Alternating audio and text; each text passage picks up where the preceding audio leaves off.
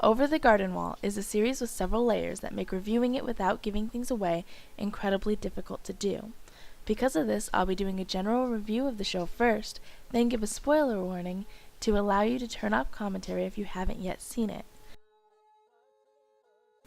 So, here it goes, my review of Over the Garden Wall. Wirt is a normal teenager with manic depressive episodes, forced to look after his younger half-brother, Greg, who's mastered the art of catchphrases.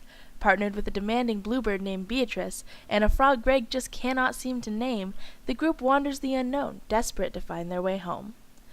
At their tail is a terrible beast that everyone seems to know about, but no one seems to be able to describe. During their travels, they come across several interesting individuals, including an entire community of frogs, a talking horse, and dancing pumpkins. The world they travel is full of magic and curses, though very little of it is visible to the viewer as they watch, making it more of a side note rather than taking center stage. Honestly, the characters are amazingly well written, following a great pattern of growth and learning while not going through changes drastic enough to be unrealistic.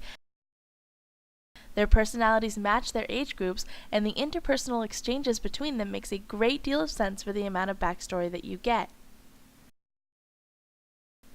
Even with minimal information, the characters seem real and relatable. It's actually hard not to empathize with the main characters. Their personalities shine through remarkably in each encounter with a new environment or side character. There's never a moment in the show where I feel like the characters don't react exactly how they would have in a situation given, even when it caused them to fall further behind. The music is a beautiful combination of jazz and folk, making the show both incredibly relaxing while infuriatingly unsettling at the same time. The entire series follows a similar aesthetic and flows really well together. Overflowing with symbolism, the series is worth more than a few watches because you will miss something even if you do recognize all the references from which they pull. So, join Wirt, Greg, and Beatrice on their quest to get home in a show that gets infinitely darker every time you watch it. And that about does it for the safe version of the review. From here on out, if you'd like to continue watching but don't want spoilers, turn off the sound and subtitles.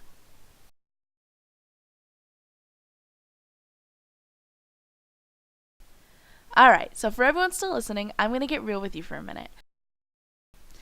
I spent weeks working on the script for this series, trying to condense all of the points I wanted to make into this short of a video, and there is just so much. So for this video, I'm just going to talk about the first episode and the things I noticed in it. I would love to do a ton more discussion on Over the Garden Wall though, so if there is something you'd specifically like me to talk about, or a particular part of my art process, please let me know so I can prioritize those. Just leave me a comment in the description on what you'd like to see me discuss and what of my art process you'd like to see paired with it. I also feel the need to point out that I wanted to have little clips of the show added for comedic effect, but I'm a piece of human garbage and didn't get to that, so...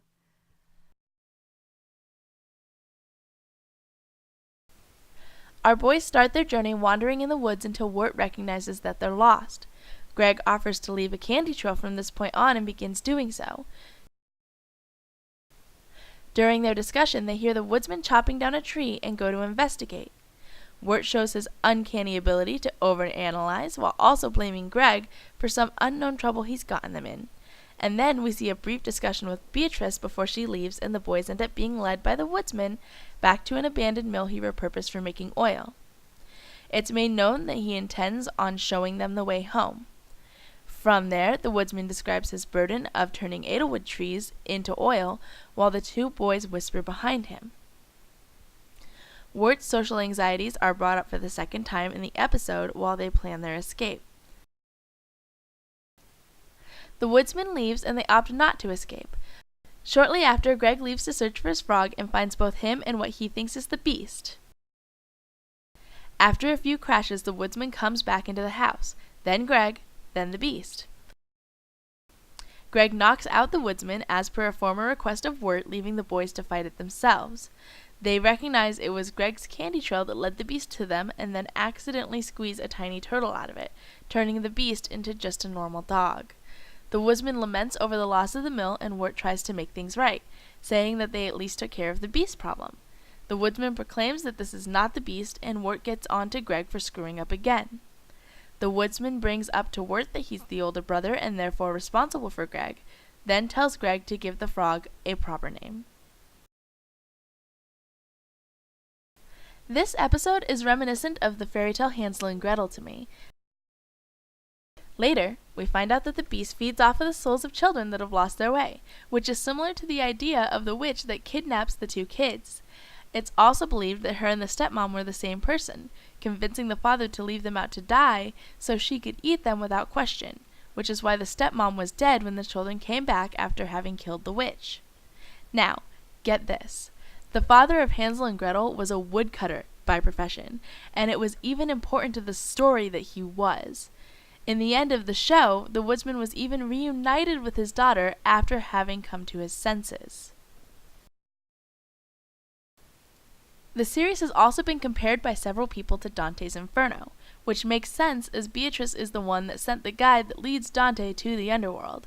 A famous line in the epic reads, "Abandon all hope, ye who enter here." This is important to note because I believe the beast symbolizes the death of the spirit, or the loss of the spirit's willingness to go on. I'll touch on this more later, but it feels like the beast is the embodiment of giving in to hopelessness. This episode also prepared to lead us astray several times later in the series. When the dog spits out the turtle, we're made to believe it was the cause of the dog's growth into a monster, which gave us reason to believe Auntie Whispers was the evil one in the later episode. We're made to believe the lantern belongs to the woodsman when really he keeps it from the beast. Even in the end, we find out the woodsman tries his very hardest to be the good guy. He's just incredibly misled. I also appreciate how everything about the story is spelled out for us at the beginning, but we probably didn't even realize it until we watched it another time or 12. Wirt's poems actually describe what's going on in the real world. When they meet the woodsman for the first time, he explains to them that they're more lost than they realize, which is a hint that they're not in the real world. The woodsman refers to them as lost souls, and we're even shown silhouettes of the two boys in the water in the beginning of the episode. As mentioned before, we're also shown that the oil is what creates a beast-like creature, which is foreshadowing that it's what the beast is using to survive. Something I found incredibly interesting in this episode was the quote, "Everyone has a torch to burn." In each episode this is played on by the supporting characters shown. Almost each character that hasn't given in to the beast has a purpose to fulfill them. I also have a theory that the frog's name in each episode is important to the story of that episode, but I haven't quite pinned that part down yet, so I'll mention each name given if there is one in the episode, and if I've got an idea on why the name was chosen at the time. In this episode, the name was Kitty. I feel like it plays on a cats and dogs theme, but other than that I'm pretty lost. What are your thoughts? Well, that's about everything I noticed in the first episode. I ended up relating the four main characters to some of my own personal traits. I related Wirt to manic depression, Beatrice to cynicism, Greg to coping mechanisms, and the frog to apathy, which basically makes up my entire personality. It actually led to a pretty funny situation as I got closer to the end of the series, but maybe I'll go into that another time. Did you notice anything different or see any other references and symbolism used?